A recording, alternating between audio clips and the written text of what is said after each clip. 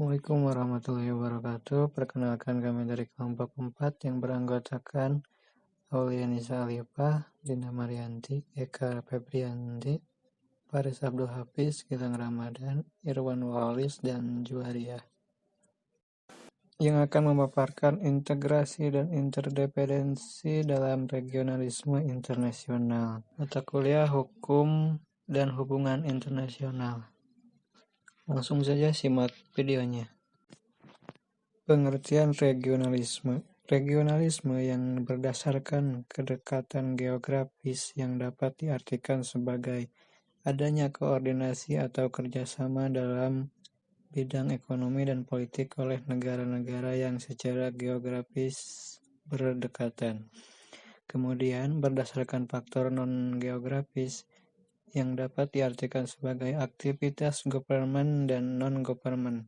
Kegiatannya berupa peningkatan level ekonomi dan aktivitas politik di antara negara-negara yang tidak berdekatan secara geografis. Regionalisme adalah istilah untuk menyebut rasa identitas dan tujuan bersama yang diiringi pembentukan dan penerapan lembaga yang memiliki identitas tertentu dan menggerakkan aksi kolektif di sebuah kawasan dunia. Regionalisme adalah satu dari 3 bagian sistem perdagangan internasional atau selain itu multilateralisme dan unilateralisme. Inisiatif regional pertama dimulai tahun 1950-an dan 1960, tetapi hasilnya tidak banyak, kecuali pendirian komunitas Eropa di Eropa Barat. Sejumlah analisis menyebut inisiatif semacam ini yaitu regionalisme lama.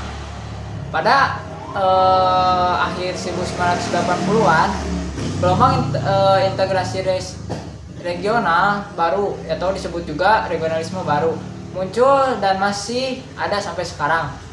Gelombang inisiatif politik baru yang menurut integrasi regional terjadi di seluruh dunia dalam kurun 2 dasawarsa terakhir. Jumlah kesepakatan perdagangan regional dan bilateral juga perdagangan regional dan bilateral juga meningkatkan pasca gagalnya putar Doha. Uni Eropa dapat dikelompokkan sebagai buah dari regionalisme. Penyebab peningkatannya identitas regional ini adalah gagasan bahwa ketika sebuah kawasan semakin terintegrasi ekonominya, maka politiknya juga akan ikut terintegrasi. Eropa merupakan contoh yang tepat. Area Uni Eropa sebagai lembaga politik muncul setelah Eropa mengalami integrasi ekonomi selama lebih dari 40 tahun. Pendahuluan UE Komunitas Ekonomi Eropa menurut lembaga ekonomi. Materi yang selanjutnya yaitu mengenai sejarah regionalisme. Sejarah terbentuknya regionalisme dibagi menjadi 2 bagian, yaitu klasik dan baru. Nah, sejarah kemunculan regionalisme ini memang tidak dapat dipahami secara pasti. Namun, adanya regionalisme dalam hubungan internasional ini dipahami oleh Louis Fawcett dengan adanya kesadaran regional dan keinginan negara-negara untuk melakukan sesuatu yang terbaik di lingkungan regional mereka. Regionalisme seperti yang dinyatakan oleh Fawcett ini merupakan regionalisme tradisional atau klasik yang terjadi di era sebelum Perang Dingin. Nah, motif-motif regionalisme era ini lebih bersifat politis karena pasca Perang Dunia II, negara-negara di dunia memandang security sebagai sesuatu yang sangat penting, sehingga dibutuhkan sesuatu seperti collective security yang dapat menjamin keamanan mereka. Pada era Perang Dingin, regionalisme terbentuk akibat adanya dua blok, yaitu blok Barat dan blok Timur yang saling bersekutu. Selain itu, terbentuk pula gerakan non-blok yaitu atau GNB yang tidak memihak pada salah satu blok tersebut. Nah, pada saat itu muncul organisasi-organisasi politik seperti NATO, Pakta Warsawa, kemudian Pakta Rio, SEATO, SENTO, dan ANSUS, di mana organisasi ini secara politik merupakan salah satu wadah atau struggle for power bagi negara lemah. Nah, setelah bertahan 10 tahun, regionalisme klasik ini mengalami kemunduran yang disebabkan bukan karena kaum regionalis yang mengembangkan Uni Eropa, tetapi kaum fungsional dan neo-fungsionalis. Selain itu, pada saat itu munculnya anti-eurosentris dan bubarnya beberapa organisasi-organisasi regional. Kemudian, pada era sesudah Perang Dingin, muncul yang dinamakan New Regionalism atau suatu bentuk regionalisme baru. Adanya fenomena ini disebabkan oleh beberapa faktor. Salah satunya yaitu berakhirnya Perang Dingin yang juga mengakhiri blok-blok pada era tersebut. Hal ini membawa konsekuensi pada timbulnya keinginan untuk mewujudkan suatu kerjasama internasional yang lebih dilandasi akan motif-motif ekonomi. Selain itu, New Regionalism ini bersifat low politik, di mana aspek budaya dan ekonomi lebih mendominasi kerjasama antar negara.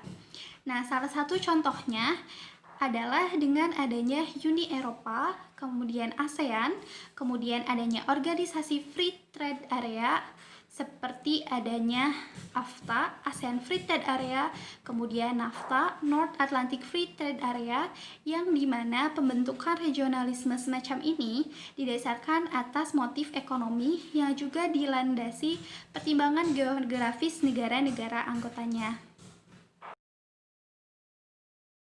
Di sini saya akan sedikit menjelaskan tentang tujuan regionalisme. Seperti yang kita ketahui bahwa regionalisme ialah pembagian aktor-aktor hubungan internasional berdasarkan region ataupun kawasan. Jadi tujuan diadakannya regionalisme ialah untuk memudahkan kerjasama antar negara-negara yang berada dalam suatu kawasan untuk mencapai tujuan region bersama. Jadi ketika suatu negara ataupun ketika beberapa negara tinggal di region yang sama, maka mereka akan membangun suatu organisasi untuk mempermudah mereka menjalin hubungan, baik itu politik, ekonomi, dan lain sebagainya. Sebenarnya regional dibentuk karena negara memiliki letak regional yang saling berdekatan. Namun bisa juga karena persamaan idealisme seperti budaya atau bahasa. Selain itu dapat bersifat geografis karena adanya aktivitas politik dan juga ekonomi antar negara-negara tanpa melihat negara tersebut saling berdekatan atau tidak. Intinya, tujuan dari adanya regionalisme ialah untuk mempermudah suatu negara atau berbagai negara yang ada di dunia dalam mencapai tujuan mereka ataupun tujuan regional mereka. Sekian. Saya akan menjelaskan tentang karakteristik regionalisasi. Yang pertama, negara-negara yang tergabung dalam suatu kawasan memiliki kedekatan geografis.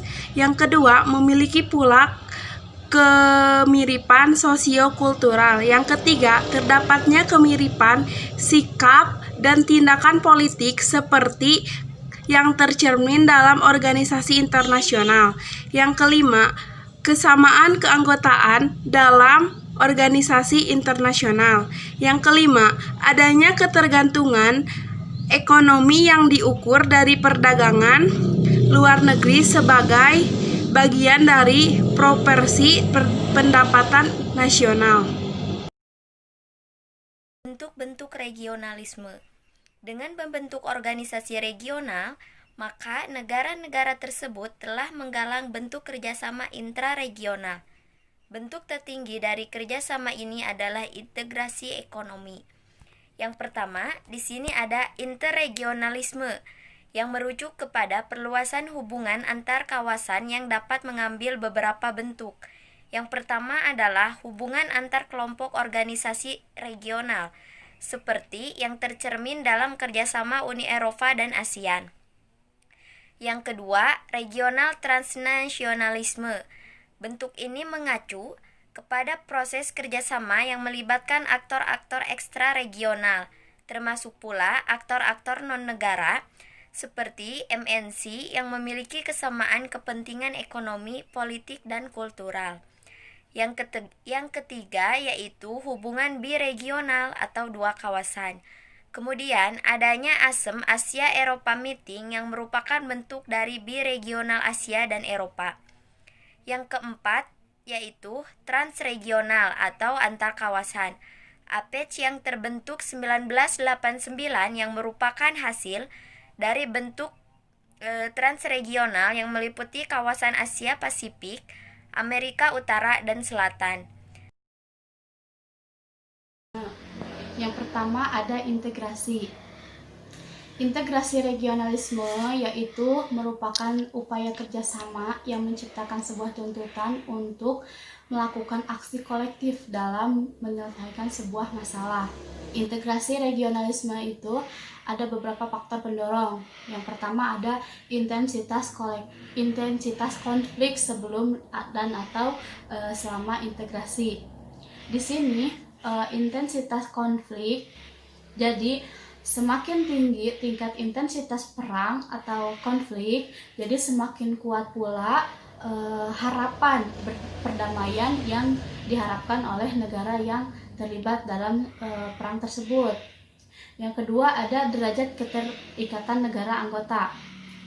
Di sini semakin kuat derajat keterikatan anggota, jadi semakin solid sebuah organisasi regionalisasi tersebut.